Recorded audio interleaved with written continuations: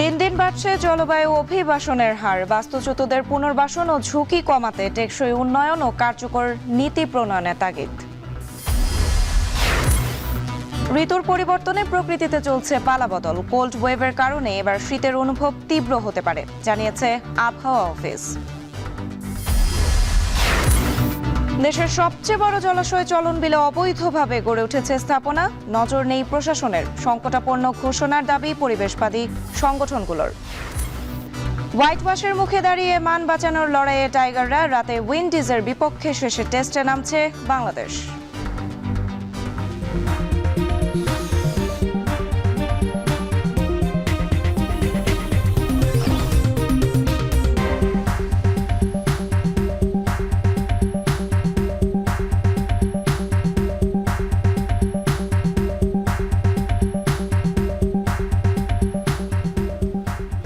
স্বাগত। এখন সকালে পুরো আয়োজন জুড়ে সঙ্গে আছে আমি সুমাইয়া রাত্রি।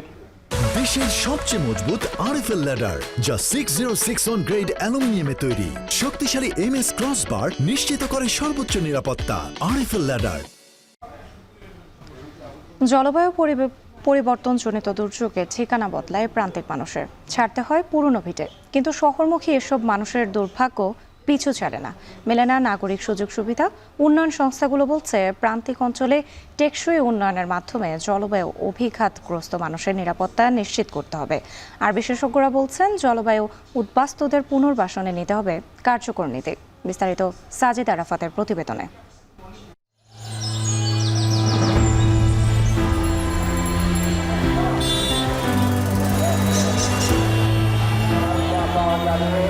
রোজগারের এই শহরে নিত্যদিন কত মানুষের আসা যাওয়া। প্রান্ত থেকে কেন্দ্র অবিরাম ছুটে চলা। এ শহর স্বপ্ন দেখায় জীবিকার।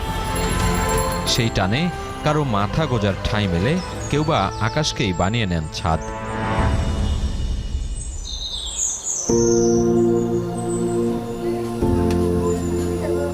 নগরে আসা মানুষদের একটা বড় অংশ দুর্যোগ কবলিত, যাদের অধিকাংশের বসত রাজধানীর বস্তিগুলোতে। নদীগ্রাসে ভেসে গেছে মাহমুদা আক্তারের সংসারের ভেলা। সব হারিয়ে রাজধানীর এই ঘরেই এখন 3 সন্তান নিয়ে কোনো মতে চলা। একসময় গৃহকর্মীর কাজ করলেও অসুস্থতায় তাও বন্ধ। রসুই ঘরে খাবারের যে জোগাড় যন্ত্র, তাতে স্পষ্ট দারিদ্র্যের ছাপ। একটা হয়েছে শ্বশুর বাড়ি আসছিল, সেইটা ভাঙ্গার পরে আইছিলাম এই তুলি ভাঙ্গার পরে একবার আমরা ঢাকাই আইসে। আমার জামাই ঢাকা আপনার কাজ কাম করবো, হেয়ার পরে আর কি প্যারালাইসিস হয়ে আমার আগে। রাজধানীর বস্তিগুলোতে এমন হাজারো পরিবারের শেকড় ছেড়ে আসার গল্প কান পাতলেই শোনা যায়। এই শহরে জলবায়ু তহবিল নিয়ে ভারী ভারী আলাপ শোনা গেলেও তাদের জীবনমানে কোনো বদল আসে না। আমার বাপ মা সবার বাসায় লিয়েছে, বাঁশের কঞ্চি দিয়া ঠেক দিয়াতে পরে আমরা তো উঁচু উঠছি। উঠার পরে পরে এই বন্যা দিয়া দেখে আমরা ডরে আয়া করছি। বাবার বাড়ি দিতে দিলে,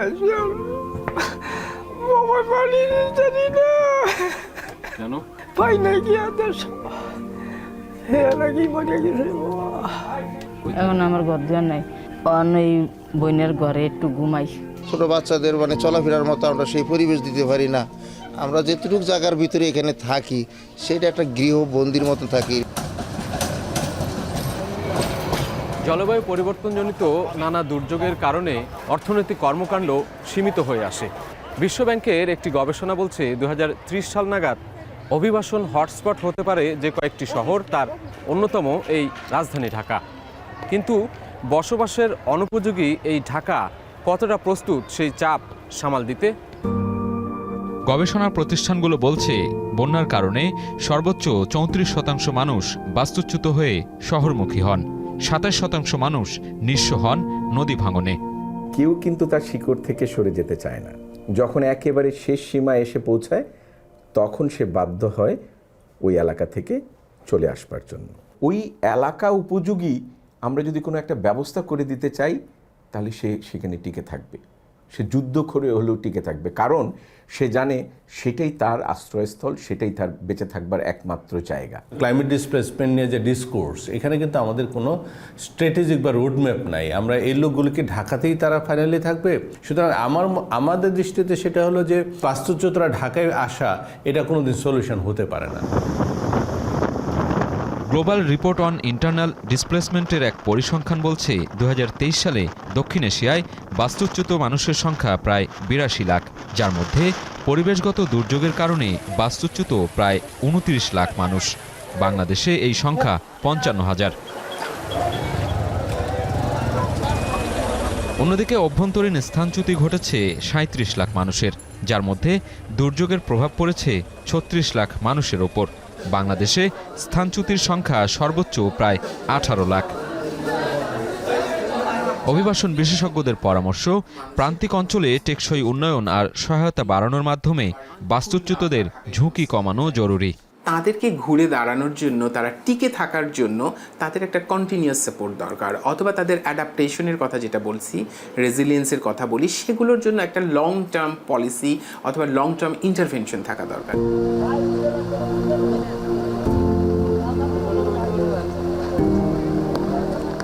সংকট নিরসনে জলবায়ু পরিবর্তনের ঝুঁকির সাথে খাপ খাওয়ানো ও জলবায়ু উদ্বাস্তুদের পুনর্বাসন করতে কার্যকর নীতি, কৌশল ও অ্যাকশন প্ল্যান নির্ধারণে তাগিদ বিশেষজ্ঞদের।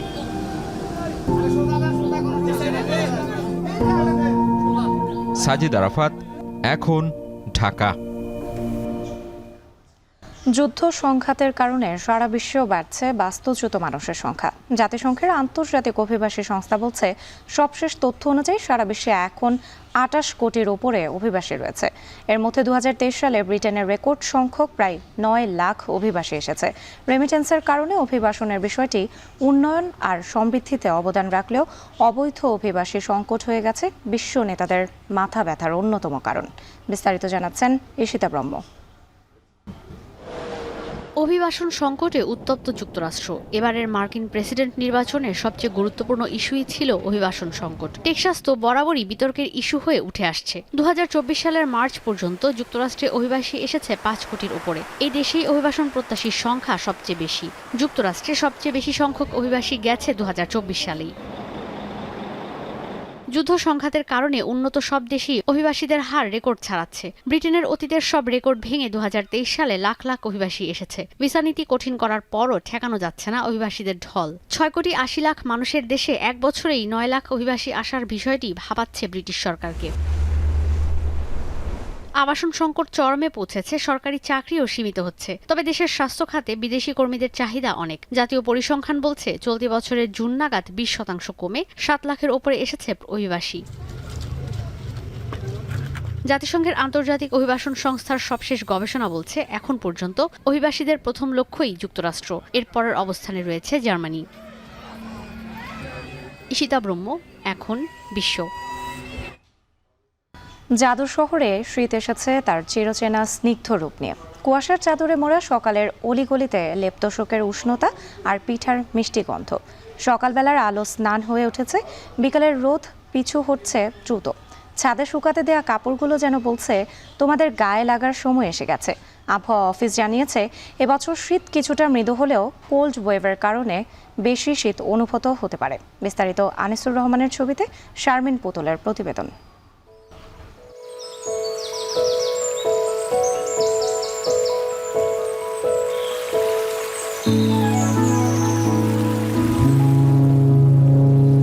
কুয়াশাচ্ছন্ন ভোরে বুড়িগঙ্গার পার যেন এক মায়াবী চিত্রকর্ম।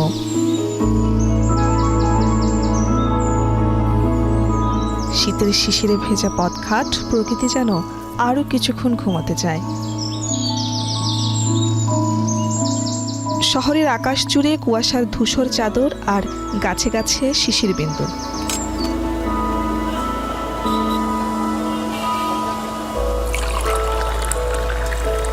হেমন্তের শীতের এই আগমনী বার্তায় চায়ের দোকানে ধোয়া ওঠা কাপে শুরু হয় ঢাকার ব্যস্ত দিন। বন্ধুদের আড্ডায় যোগ হয় শীতের গল্প।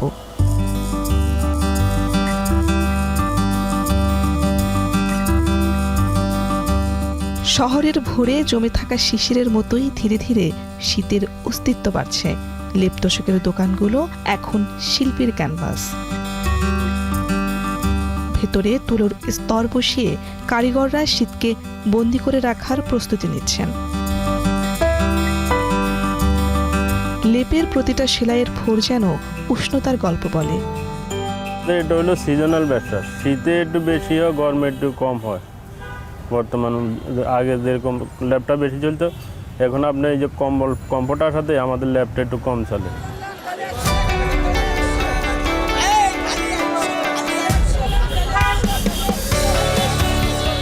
শীতবস্ত্রের দোকানে কেবল কাপড় নয়, জমা থাকে মানুষের শীতের স্বপ্ন।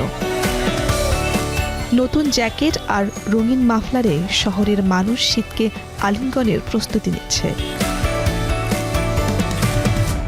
হালকা শীত পড়ছে, তো ওইভাবে হালকা পোশাকই কিনছি। যখন শীতটা বেশি পড়বে তখন একটু ভারী পোশাক নেওয়া যাবে। সাধারণ জ্যাকেটগুলো হালকা মানে গেঞ্জি টাইপের এগুলো আমরা কিনতে এসেছি। হালকা শীতেরগুলো আছে, ভারীর মধ্যে আছে, যার যেটা লাগে সে ওইটাই নিতে যাবো। টুকটাক করে বেচা কিনা হচ্ছে, কিন্তু ডিসেম্বরের দিকে ফুল বেচা কিনা হবে, কারণ এই সময় পুরো শীতটা থাকবো।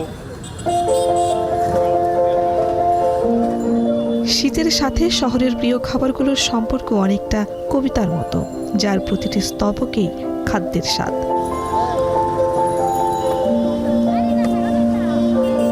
রাজধানীর রাস্তার ধারেই চিতই, পাটিসাপটা আর ধোয়া ওঠা ভাপা পিঠার গন্ধ যেন শীতের রূপ আরও বাড়িয়ে দেয়। আমাদের সময় যেই পিঠা বানানো হয়েছে সেই পিঠা বর্তমানে পাওয়া বড় মুশকিল। গ্রামে যেটা অ্যাভেলেবেল পাওয়া যায় ঢাকা শহরে কিন্তু সব জায়গায় পাওয়া যায় না, এই শীতের টাইমে শুধু পাওয়া যায়। সামনে শীত আসলে পরে মানে কিছুটা হলেও বাড়বে। এখন বর্তমান 10 কেজি চাউল আমি বিক্রি করতেছি একা।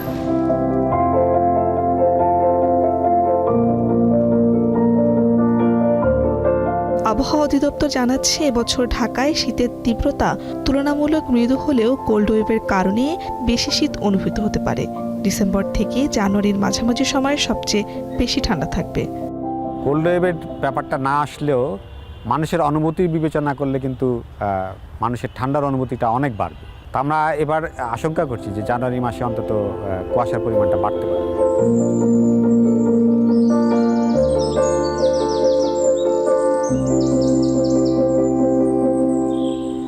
আগমনী শীতের ঠান্ডা শহরের জীবনে এনে দেয় এক নস্টালজিক অনুভূতি।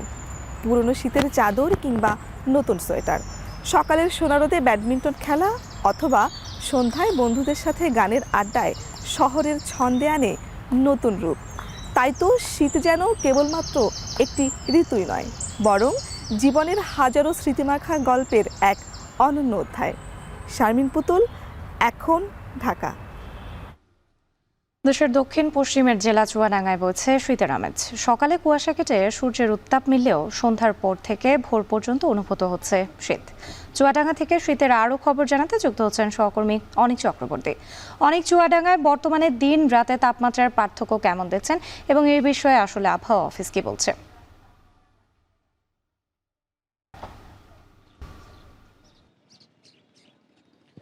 রাত্রি হেমন্তের শুরু আর অগ্রহায়ণের শুরু থেকেই কিন্তু আসলে চুয়াডাঙ্গায় শীত পড়ে গেছে। শীতের যে অনুভব সেটি কিন্তু আসলে সাধারণ মানুষ আসলে অনুভব করতে শুরু করেছে।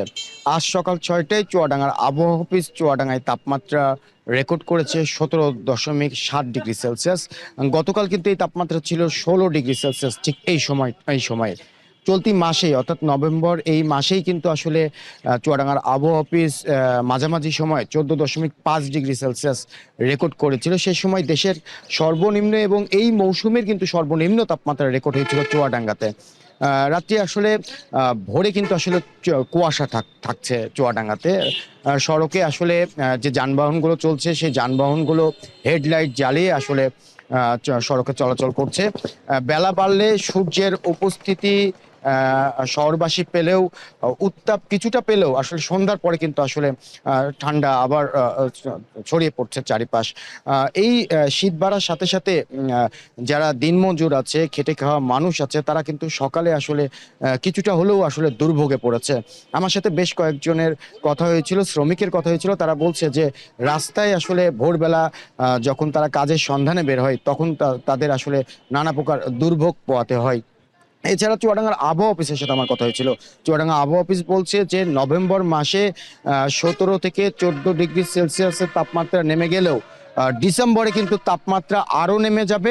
তখন কিন্তু শীত বাড়বে এবং শীতের উপস্থিতি আরও আসলে জেঁকে বসবে চারিপাশ। তো সব মিলিয়ে কিন্তু আসলে দিন যত যাবে আবহাওয়া তাপমাত্রা তত নামবে, শীত বাড়বে এবং তখন কিন্তু জনসাধারণের দুর্ভোগ আরও বাড়বে রাত্রি। পাশাপাশি এই যে শীত তাপমাত্রা ওঠানামা করছে, এই ওঠানামার কারণে কিন্তু চুয়াডাঙ্গা সদর হাসপাতাল সহ ও উপজেলার যে 4টি স্বাস্থ্য কমপ্লেক্স আছে সেখানে কিন্তু আসলে শীতজনিত রোগীর সংখ্যা বাড়ছে। এসব ভর্তি হওয়া রোগীর মধ্যে কিন্তু শিশু এবং বয়স্কদের সংখ্যাই বেশি রাত্রি। তো সব মিলিয়ে শীত পরিস্থিতি নিয়ে আমার কাছে চুয়াডাঙ্গা থেকে এই ছিল সর্বশেষ পরিস্থিতি। রাত্রি চুয়াডাঙ্গায় বইছে শীতের আমেজ, সেখানকার সবশেষ পরিস্থিতি জানাছিলেন সহকর্মী অনিক চক্রবর্তী।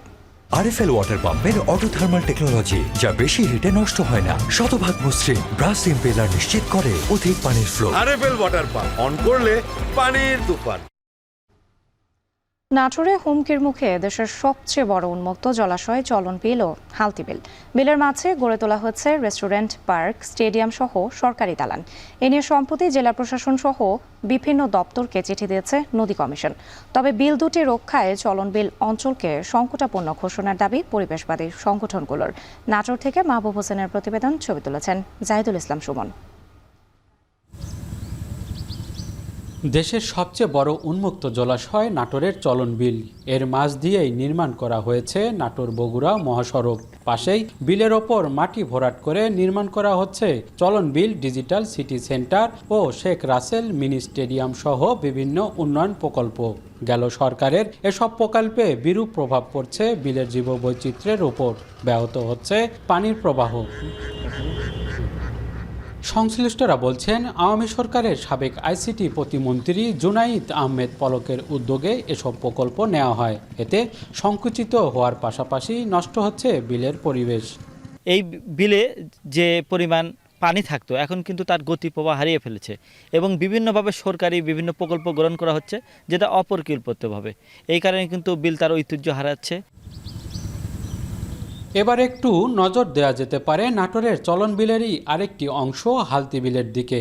চারিদিকে থই থই পানি আর মাঝে জাহাজ আকৃতির ওয়েসিস হোটেল অ্যান্ড রেস্টুরেন্ট। সাবেক এমপি শিমুলের প্রভাব খাটিয়ে হোটেলটি নির্মাণ করেন আওয়ামী লীগ নেতা আশফাকুল ইসলাম।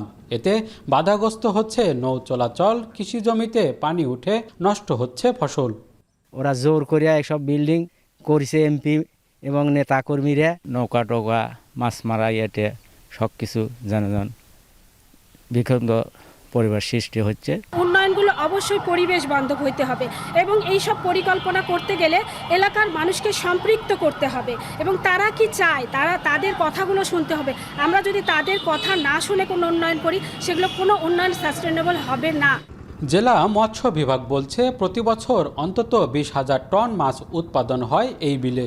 এতে মাছ শিকার করে জীবিকা চলে কয়েক লাখ মানুষের। কিন্তু বিলের মাঝে এমন স্থাপনায় ব্যাহত হচ্ছে মাছ উৎপাদন। চলন বিল ঐতিহ্যবাহী অনেক রকমের মাছের আপনার আধার।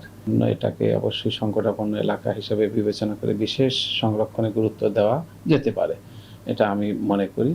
আর এখানে যদি কোনো হোটেল বা যে কোনো কিছু হয়, সেটা অবশ্যই বায়োডাইভার্সিটির উপর একটা নেগেটিভ প্রভাব ফেলতে পারে।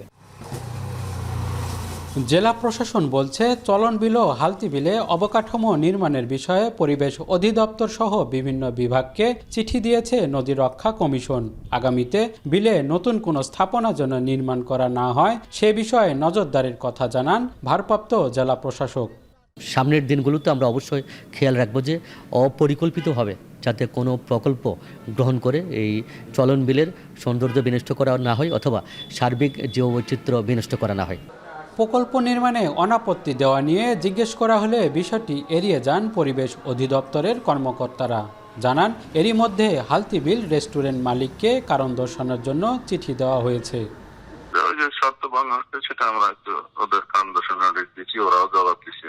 এটা নিয়ে আমরা ঊর্ধ্বতন কর্তৃপক্ষের সাথে কথাও বলতেছি, যেটা আমরা সিদ্ধান্ত নেব খুব তাড়াতাড়ি।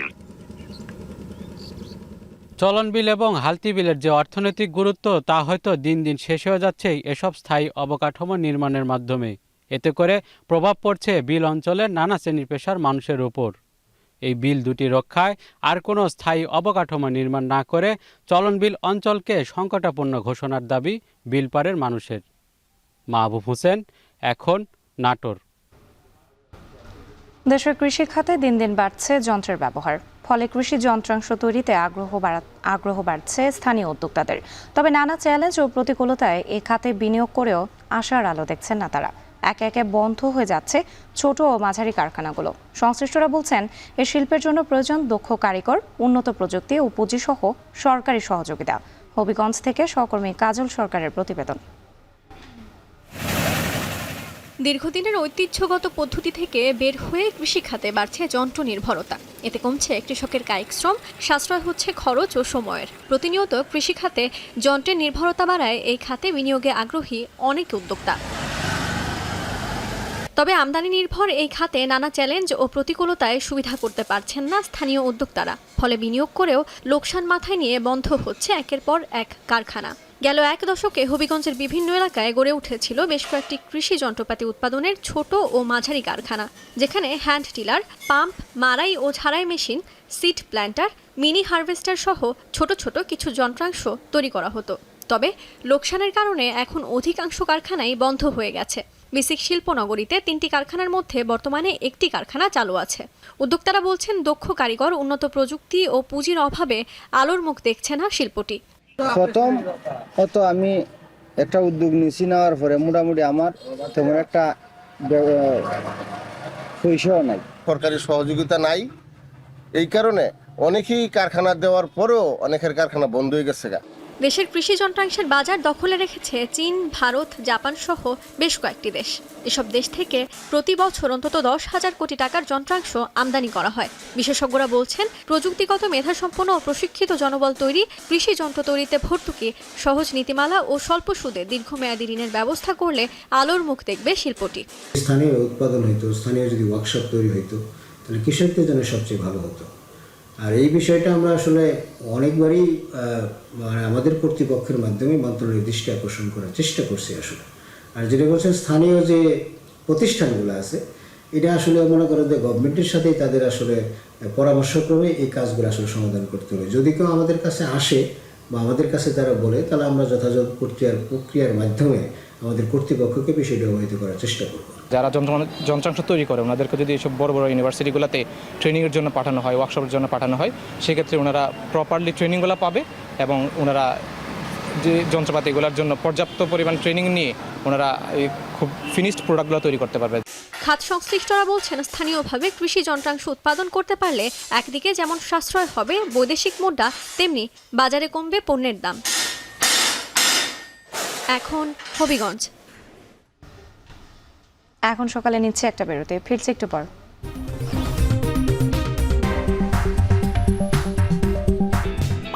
সবই হবে বাসায় বসে। আইডিএলসি আমার ফাইন্যান্সিয়াল পার্টনার, বলেই সেভিংস করতে পারছি ডিজিটালি।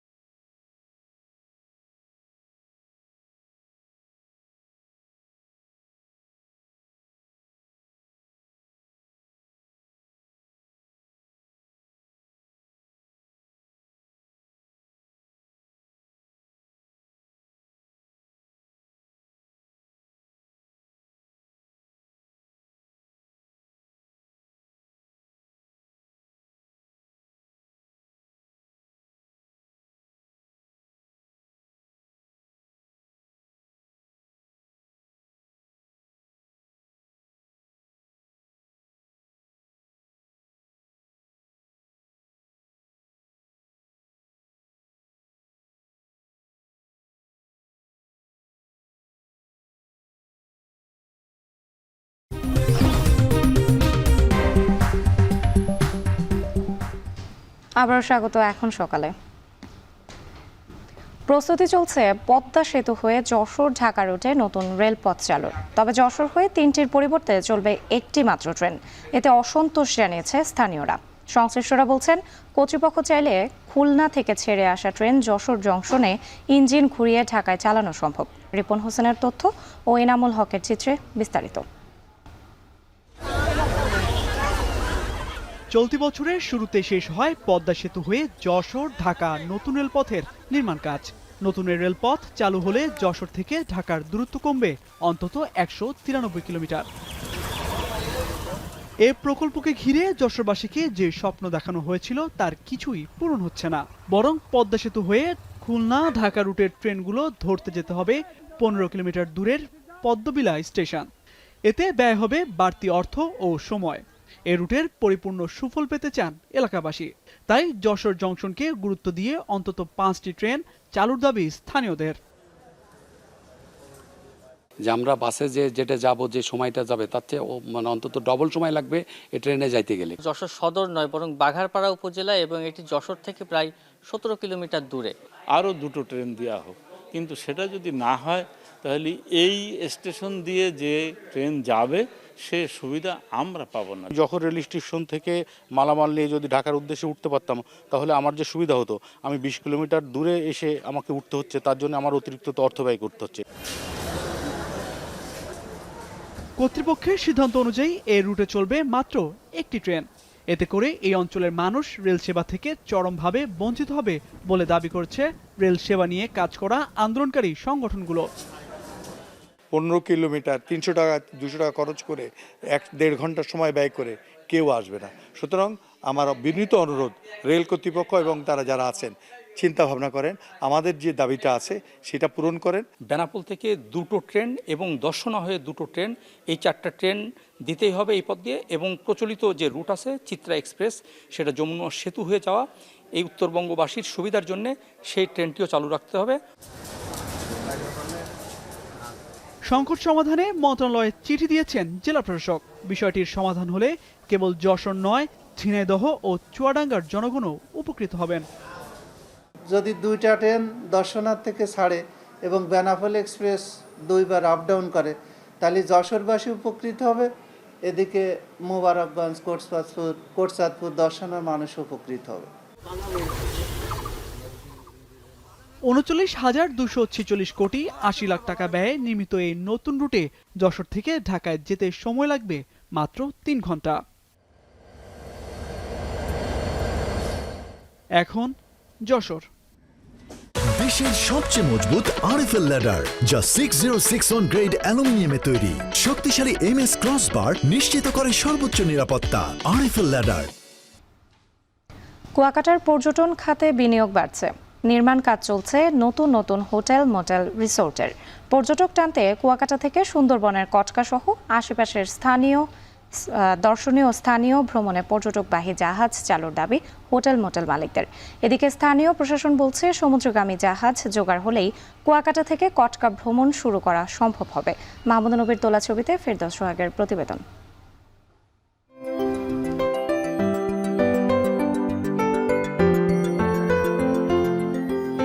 কুয়াকাটাকে বলা হয় সাগরকন্যা। এই সমুদ্র সৈকতের দৈর্ঘ্য 18 কিলোমিটার। এটি দেশের একমাত্র সমুদ্র সৈকত যেখান থেকে সূর্যোদয় ও সূর্যাস্ত দুটোই দেখা যায়। যে সৌন্দর্য উপভোগ করতে প্রতিনিয়তই ভিড় জমান পর্যটকরা।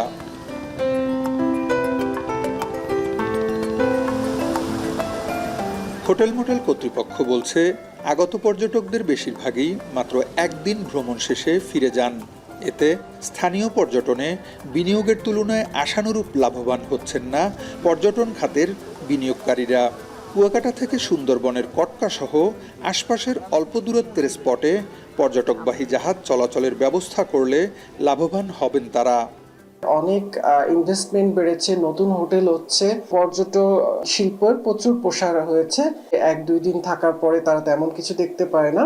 তো সেক্ষেত্রে আমরা মনে করি যে কুয়াকাটায় যদি আরো কিছু সংখ্যক স্পট বাড়ানো যেত। সুন্দরবনের কটকা এবং চরবিজয় এরিয়া, এটা যদি একটা ট্যুরের একটা ব্যবস্থা করে তারা নিজস্ব তত্ত্বাবধানে, তাহলে আরও যারা পর্যটক আসবে তারা কিন্তু এখানে 2 দিন 2 দিনের অধিকও থাকার চেষ্টা করবে, কারণ এটা ট্যুর করতে মিনিমাম 1 দিন লেগে যায়। তো ওনাদের যদি দৃষ্টি ভালোভাবে এটার দিকে দৃষ্টিপাত করে তাহলে আমার মনে হয় ট্যুরিজম সেক্টর আরও ডেভেলপ হবে। কুয়াকাটা সমুদ্র সৈকত থেকে পশ্চিম দিকে সুন্দরবন। কুয়াকাটা থেকে সাগর পথে এর দূরত্ব 2.5 থেকে 3 ঘন্টা। সমুদ্র পথে কটকা পৌঁছে আবার খাল নদী হয়ে কুয়াকাটায় ফিরে আসা যায়। ঘোরাফেরা ও যাতায়াতে সময় লাগে 1 দিনের মতো। তাই সুন্দরবনের কটকায় খুব শীঘ্রই পর্যটকদের জন্য নৌযান চালুর চেষ্টা চলছে বলে জানায় টোয়াক সভাপতি। সমুদ্র, দ্বীপ এবং বন এটার পুরো ফ্লেভারটা তাদেরকে দেওয়ার জন্য আমরা ইতিমধ্যে পরিকল্পনা গ্রহণ করেছি। আমাদের প্রায় 80% কাজ অলরেডি আমাদের হয়ে গেছে। আর বাকি যে কাজটুকু আছে এটা আসলে মূলত প্রশাসনিক কাজটা। উপজেলা নির্বাহী কর্মকর্তা বলছেন, কুয়াকাটা সমুদ্র সৈকতকে পর্যটন বান্ধব করতে উদ্যোগ নেওয়া হয়েছে। সমুদ্র চলাচল উপযোগী জাহাজ পেলেই কুয়াকাটা থেকে সুন্দরবন ভ্রমণ শুরু হবে। সমুদ্রে চলাচল উপযোগী জাহাজ স্থানীয় যারা ব্যবসায়ীবৃন্দ আছেন, উদ্যোক্তা আছেন, তারা এটি জোগাড় করে চালু করতে পারলেই মূলত এই রুটটি চালু হয়ে যাবে। এছাড়া অন্যান্য যে সমস্ত অনুমোদন বা সরকারের রাজস্ব সেই সকল প্রক্রিয়া সম্পন্ন হয়েছে। কুয়াকাটায় বর্তমানে প্রায় 90টি বিভিন্ন শ্রেণীর হোটেল মোটেল নির্মাণাধীন রয়েছে। এর মধ্যে প্রায় 150 হোটেল একেবারে নতুন, বাকি 40টি হোটেল সম্প্রসারণের কাজ চলছে। কুয়াকাটার সাথে রাজধানী সহ সারা দেশের সড়ক যোগাযোগ উন্নয়নের পর হোটেল মোটেল খাতে প্রায় 3000 কোটি টাকার বিনিয়োগ হয়েছে বলে জানান সংশ্লিষ্টরা। কুয়াকাটা থেকে সুন্দরবনের কটকা পর্যন্ত পর্যটকবাহী জাহাজ চালু হলে জনপ্রতি খরচ পড়বে মাত্র 2 থেকে 3000 টাকা। এর মধ্যে থাকবে খাবারের আয়োজনও। কুয়াকাটা থেকে শুধু কটকাই নয়, আশপাশে দেখার আছে অনেক কিছু। এগুলো পর্যটকদের কাছে আকর্ষণীয় করে তুলতে দরকার শুধু সমন্বিত উদ্যোগ। এতে কুয়াকাটার অর্থনীতি এবং পর্যটন শিল্প আরও উন্নত হবে। ফেরদৌস সোহাগ, এখন কুয়াকাটা। বাংলা সাহিত্যের এক গৌরবোজ্জ্বল নাম আবু ইসহাক। সাহিত্য সমাজে তার গ্রহণযোগ্যতা এবং সত্যিমত্তা প্রশ্নাতীত। তার রচিত গল্প উপন্যাসে উঠে এসেছে সমাজের বিভিন্ন অসঙ্গতি, কিন্তু কালজয়ী কথা সাহিত্যিক নিজ জেলাতেই অনেকটা অবহেলিত। জন্ম ও মৃত্যুবার্ষিকীতে সরকারিভাবে নেওয়া হয় না বিশেষ কোনো কর্মসূচি। প্রচার না থাকায় নতুন প্রজন্মের কাছেও অজানা বিখ্যাত এ সাহিত্যিকের নাম। সজীব খানের ছবিতে কাজী মনিরুজ্জামানের প্রতিবেদন।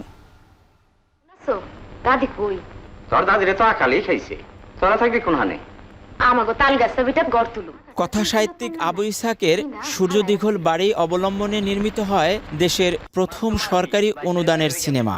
আন্তর্জাতিক পুরস্কারপ্রাপ্ত সিনেমাটি 3টি ভাষায় অনুদিত হয়। বিখ্যাত গল্পে লেখক তুলে এনেছেন সমাজপতিদের ধর্মান্ধতা ও প্রতিহিংসা। মাত্র 21 বছর বয়সে কালজয়ী উপন্যাসটি রচনা করেন আবু ইসহাক।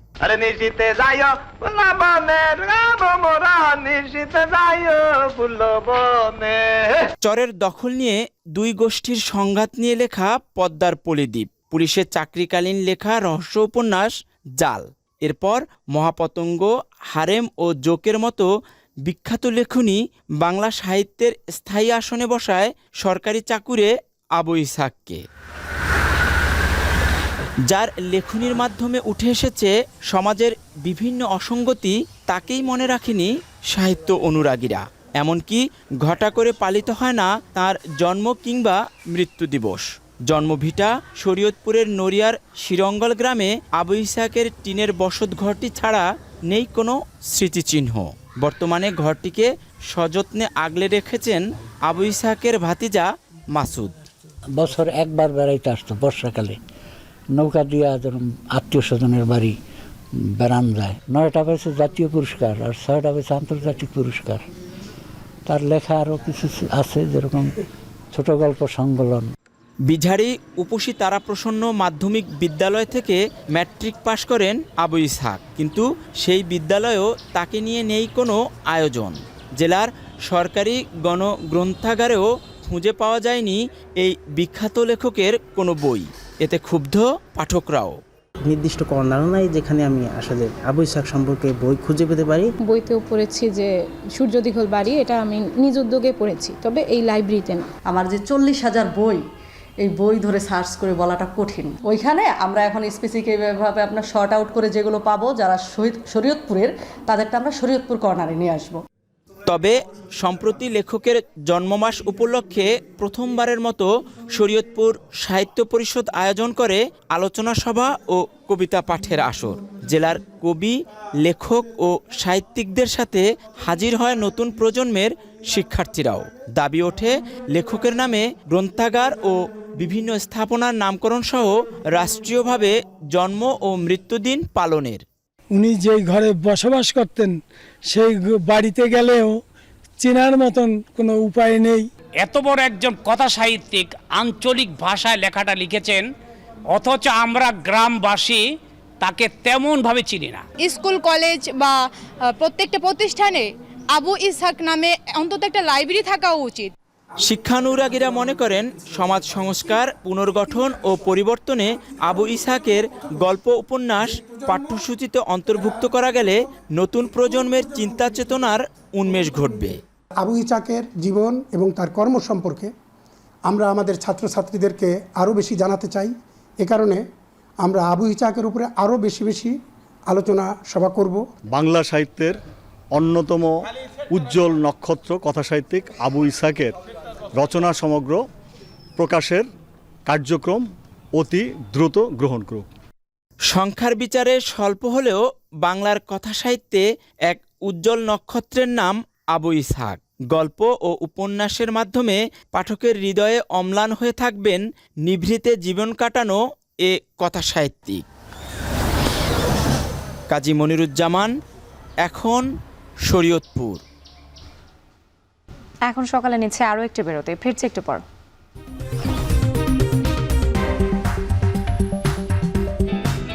সবই হবে বাসায় বসে। আইডিএলসি আমার ফাইন্যান্সিয়াল পার্টনার বলেই সেভিংস করতে পারছি ডিজিটালি।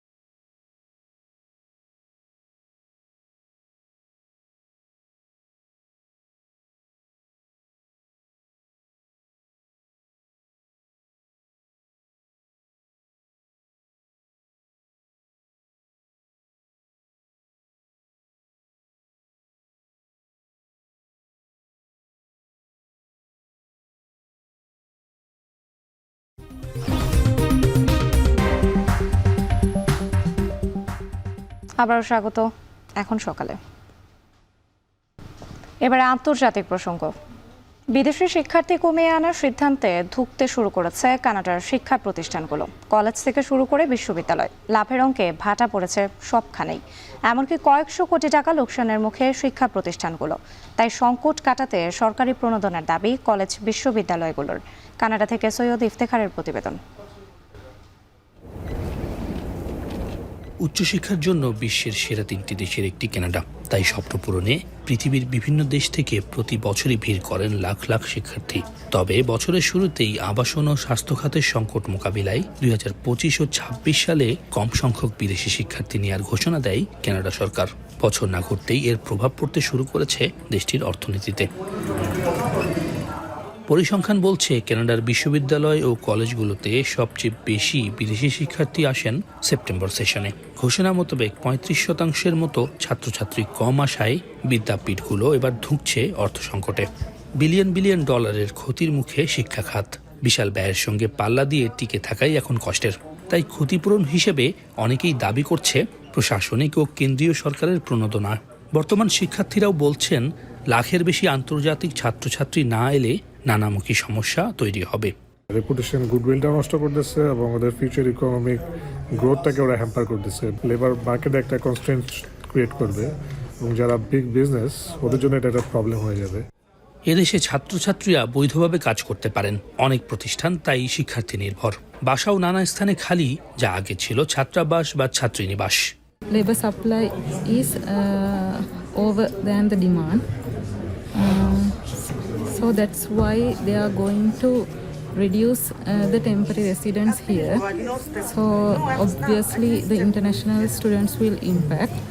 গেল বছর প্রায় 9 লাখ বিদেশি শিক্ষার্থীকে ভিসা দেয় উত্তর আমেরিকার এই দেশটি। শিক্ষার্থী আশায় অর্থনীতি চাঙা হলেও টানাপোড়েন শুরু হয় আবাসন খাতে। তাই স্নাতক ও ডিপ্লোমায় 35% ভিসা কমানো, ওয়ার্ক পারমিট না দেয়া সহ আরও বেশ কিছু বিধান যুক্ত করা হয়। এমনকি বিদেশি শিক্ষার্থীদের আবেদনের খরচও বাড়ায় জাস্টিন ট্রুডো প্রশাসন। বাতিল করা হয় ভারতসহ 14টি দেশের বিশেষ প্রবেশাধিকার। অভিবাসী নির্ভর দেশ কানাডার অর্থনীতি কি আবারও ঝুঁকির মধ্যে পড়বে, নাকি ঘুরে দাঁড়ানোর ধারা অব্যাহত থাকবে? অর্থনীতিবিদরা বলছেন, শিক্ষা প্রতিষ্ঠানগুলো যে ক্ষতির বৃত্তে ঢুকেছে তা থেকে বেরিয়ে আসা বেশ কঠিনই হবে। এতে বিপরীতে সরকার কি ব্যবস্থা নেয় সেদিকেই চেয়ে আছে সর্বসাধারণ। সৈয়দ ইফতেখার, এখন কানাডা। আরএফএল গিজারে আছে ওয়ার্ল্ড ফ্লো টেকনোলজি, যা পানি গরম করে 20% কম বিদ্যুৎ খরচে, আর একবার অন করলেই পানি গরম থাকে 24 ঘন্টা। আরএফএল গিজার, উষ্ণ পানির পরশ। পর্যটন খাত বিকাশে মরিয়া হয়ে উঠেছে কাতার সরকার। বাংলাদেশ বিমান সহ 34টি দেশের 150টি প্রতিষ্ঠানের অংশগ্রহণে দোহায় হয়ে গেল পর্যটন মেলাও। কাতারের পর্যটন মেলায় অংশগ্রহণ দেশের জন্য ইতিবাচক হিসেবে দেখছেন প্রবাসী বাংলাদেশিরা। কাতার থেকে সহকর্মী আনোয়ার হোসেন মামুনের তথ্য ছবিতে বিস্তারিত। 2022 সালের ফুটবল বিশ্বকাপ দেখতে 15 লাখ পর্যটকের আনাগোনা হয় মধ্যপ্রাচ্যের দেশ কাতারে। বিশ্বকাপ শেষ হওয়ার 2 বছর পার হলেও বিদেশি পর্যটকদের আনাগোনায় মুখরিত রাজধানী দোহা। এই অবস্থায় পর্যটন খাতের আরও বিকাশে আগ্রহী কাতার সরকার। এই খাতকে সম্প্রসারণের লক্ষ্যে দোহায় হয়েছে কাতার ট্রাভেল মার্ট নামে জাঁকজমকপূর্ণ পর্যটন মেলা। এবারের মেলায় অংশ নিয়েছে বাংলাদেশ বিমানসহ 34টি দেশের 150টি প্রতিষ্ঠান। আর এই অংশগ্রহণকে ইতিবাচক হিসেবে দেখছেন প্রবাসীরা। বাংলাদেশকে রিপ্রেজেন্ট করতেছে বিশ্বের দরবারে, যে এইটা আলোকে এখানে বাংলাদেশে কী কী পর্যটনের জন্য কী কী সুযোগ সুবিধা আছে সেটা তারা উপস্থাপন করলো। এখানে আমরা সবাই বাংলাদেশি এমপিসি বা বাংলাদেশের যে সমস্ত ট্রাভেল ব্যবসায়ীগণ আছে ওরা এখানে স্টল নিচ্ছে, দেখে খুব ভালো লাগছে। ট্রাভেল মার্টে অংশ নিয়ে অনেক বিদেশি পর্যটক বাংলাদেশের দর্শনীয় স্থান ভ্রমণের আগ্রহ প্রকাশ করেছেন। বাংলাদেশের যে প্রসিদ্ধ জায়গাগুলো আছে সে সম্পর্কে অনেক ফরেনাররা আমাদের কাছে জিজ্ঞাসা করেছে এবং তারা খুবই ইন্টারেস্ট বাংলাদেশের পর্যটন শিল্পের ব্যাপারে। এদিকে নিজ দেশের পর্যটন খাত প্রসারে বিশ্বের ধনী দেশগুলোর ভ্রমণ পিপাসুদের ভিসা প্রক্রিয়া সহজ করেছে কাতার সরকার। 2030 সাল পর্যন্ত 1 কোটির বেশি পর্যটক কাতার ভ্রমণ করবেন বলে প্রত্যাশা করা হচ্ছে। এখন কাতার। এখন সকালে নিচ্ছে আরও একটি বিরতি, ফিরছি একটু পর।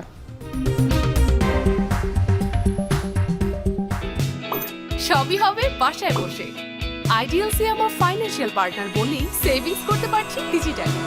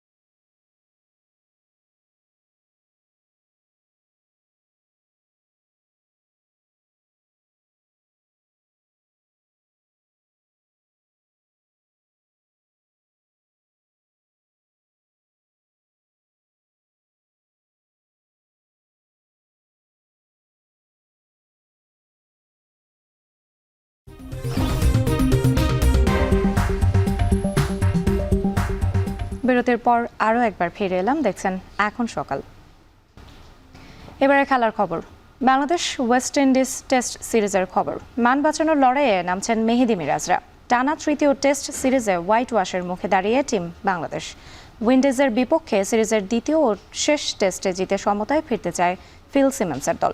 জ্যামাইকায় ম্যাচ শুরু শনিবার রাত 8টায়। ব্যাকটা জানাচ্ছেন নোমান আব্দুল্লাহ। 3 বছর পর জ্যামাইকায় টেস্ট, 1.5 বছর পর উইন্ডিজের সামনে টেস্ট সিরিজ জয়ের হাতছানি। সবশেষ যেবার ক্যারিবিয়ানরা টেস্ট সিরিজে জয় পেয়েছিল, সেবারও প্রতিপক্ষ ছিল এই বাংলাদেশ। উইন্ডিজদের সামনে যখন সুখস্মৃতির হাতছানি, তখন অভাগা টাইগারদের তাড়া করছে দুঃস্বপ্ন। ভারত, দক্ষিণ আফ্রিকার পর এবার ওয়েস্ট ইন্ডিজ। টানা 3 টেস্ট সিরিজে ধবল ধোলাইয়ের লজ্জার সামনে দাঁড়িয়ে বাংলাদেশ। উত্তরণের উপায় জানা আছে কি বাংলাদেশের? আপাত দৃষ্টিতে মনে হয় না। মাঠের ক্রিকেটে ব্যাটে বলে ফিল্ডিংয়ে খাপ ছাড়া গোটা দল, বিশেষ করে ব্যাটিং। প্রতি ম্যাচেই হুড়মুড়িয়ে ভেঙে পড়ছে ব্যাটিং অর্ডার। অভিজ্ঞ মমিনুল, লিটনদের পাশাপাশি নবাগত জয়, দীপু। প্রতিপক্ষের বোলিং অ্যাটাক সামলানোর সক্ষমতাই যেন নেই কারো। দ্বিতীয় টেস্টের দলে তাই ব্যাটিং লাইন আপে পরিবর্তন আসতে পারে। প্রথম টেস্টের 2 ইনিংসেই ওপেনিংয়ে ব্যর্থতার পর জয়, জাকিরের পরিবর্তে একাদশে দেখা যেতে পারে সাদমান ইসলামকে। বোলিং অ্যাটাক তাদের কাজটা ঠিকঠাক করলেও পরিবর্তন আসতে পারে এখানেও। আগের টেস্টে একাই 8 উইকেট নিয়েছিলেন তাসকিন আহমেদ। হাসান মাহমুদ, শরীফুলরাও জায়গায় বল ফেলেছেন ধারাবাহিকভাবে। তবে ভ্যারিয়েশন আনতে এই ম্যাচে দেখা যেতে পারে গতি তারকা নাহিদ রানাকে। ব্যাটিং, বোলিংয়ের পাশাপাশি ফিল্ডিংয়েও মনোযোগ দিতে হবে বাংলাদেশ দলকে। অন্য 2 বিভাগের মতো ফিল্ডিংটাও যেন ভুলে গেছেন মমিনুলরা, যার খেসারত দিতে হয় মোটা দাগে। অভিজাত সংস্করণে জয় পেতে সব বিভাগে চূড়ান্ত পরীক্ষায় উত্তীর্ণ হতে হবে টাইগারদেরকে। তবে সব মিলিয়ে ভুগতে থাকা বাংলাদেশের সহায়তায় এগিয়ে আসতে পারে প্রকৃতি। স্থানীয় আবহাওয়া অফিস বলছে, জ্যামাইকায় 5 দিনই বৃষ্টির সমূহ সম্ভাবনা আছে। নোমান আব্দুল্লাহ, এখন। শেষ করছি এখন সকাল। তার আগে শিরোনামগুলো আরও একবার। দিন দিন বাড়ছে জলবায়ু অভিবাসনের হার। বাস্তুচ্যুতদের পুনর্বাসন ও ঝুঁকি কমাতে টেকসই উন্নয়ন ও কার্যকর নীতি প্রণয়নের তাগিদ। ঋতু পরিবর্তনে প্রকৃতিতে চলছে পালাবদল। কোল্ড ওয়েভের কারণে এবার শীতের অনুভব তীব্র হতে পারে, জানিয়েছে আবহাওয়া অফিস। চলন বিলে অবৈধভাবে গড়ে উঠেছে স্থাপনা, নজর নেই প্রশাসনের। সংকটাপন্ন ঘোষণার দাবি পরিবেশবাদী সংগঠনগুলোর। এবং হোয়াইট ওয়াশের মুখে দাঁড়িয়ে মান বাঁচানোর লড়াইয়ে টাইগাররা। রাতে উইন্ডিজের বিপক্ষে শেষের টেস্টে মাঠে নামছে বাংলাদেশ। শেষ করছি এখন সকাল। এখন টেলিভিশন ওয়েবসাইটে দেখতে ভিজিট করুন www.ekon.tv। এছাড়া ফেসবুকে দেখতে ভিজিট করুন facebook.com/tv.ekon এবং ইউটিউবে এখন টেলিভিশন দেখতে ভিজিট করুন youtube.com/c/ekontv।